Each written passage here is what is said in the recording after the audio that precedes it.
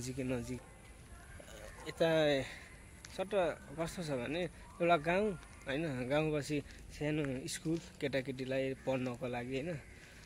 यहाँ स्कुल चाहिँ फेरि ठाउँ ठाउँ नजिक नजिक हुन्छ है, किनभने यहाँका मान्छेहरू धेरै व्यस्त हुन्छन्। व्यस्त भएको कारणले गर्दा नानीलाई स्कुल लान टाइम हुँदैन होइन। त्यही कारणले गर्दा पनि स्कुलहरू चाहिँ यहाँ हेर्नु स्कुल होइन, यो पनि स्कुलै हो होइन। स्कुल हो, अब एरिया छ, यी छुट्टै एरिया छुट्याइदिएको छ, यी जङ्गलको एरियाहरू छुट्याइदिएको छ। अनि धेरै छ राम्रो ठाउँ, धेरै राम्रो ठाउँहरू छ। अब सबैको इच्छा हुन्छ नि मलेसिया कस्तो चाहिँ छ, वातावरण कस्तो छ बस्नको लागि होइन, खानको लागि, रमाउन होइन। तर यहाँ बस्नको लागि चाहिँ एकदम 100% राम्रो छ। यतै चट्ट घर बनाउँदैछ भर्खर, अस्तिदेखि थालेको थियो यो होइन, अहिले ठुलो बनाइसकेको छ बस्नको लागि। दामी छ ठाउँहरू। एउटा चट्ट एरिया छुट्याइदिएको हुन्छ होइन, डेन्युसन त्यो बस्नको लागि एरिया छुट्याइदिएको हुन्छ। त्यो एरिया अनुसार चाहिँ सबैले बस्यो। ट्याप्ट हाम्रो नेपाल जस्तै गाउँ हरियाली होइन। नेपाल र मलेसिया लगभग सेमै छ है, बस्नको लागि, खानको लागि, रमाउनको लागि। रमाउन त मान्छे रमाइहाल्छन् जहाँ पनि होइन, तर पनि एकदम पर्फेक्ट।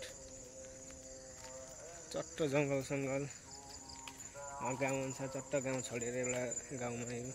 अनि अर्को कुरो भनेको के कुरो छ भने मलेसियातिर अहिले र पहिले पनि होइन धेरै नेपालीहरूको मन परेको ठाउँ भनेको चाहिँ मलेसिया हो है।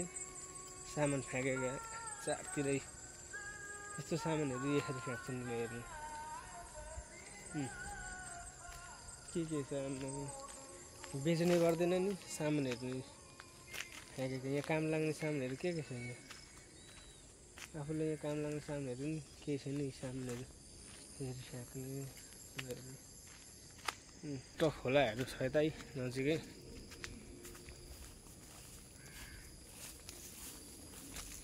म चाहिँ यता खोला हेर्न आएको छु कि, घर बनाएको रहेछ। यो चाहिँ जङ्गल हो, जङ्गलमा चाहिँ केराबारीहरू बस्नको लागि केराबारी होइन। यो हाम्रो ठाउँ हो। ल हेर्नु मलेसिया कस्तो चाहिँ छ जस्तो लाग्छ नि तपाईँहरूलाई। ल हेर्नु के दामी एरिया छ नेपाल,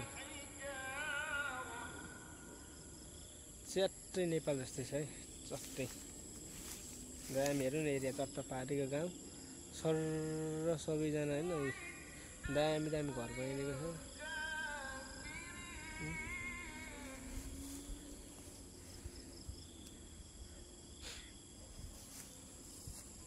तनी छुट्याएर सर घर।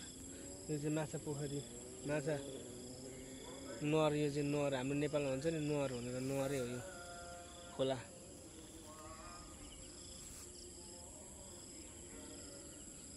चट्ट म कहाँ छु भन्दाखेरि अहिले यसो कसैले हेर्दा कहाँ छस् भन्दा नेपालमा छस् भन्दा छैन, तर म मलेसियामा छु है।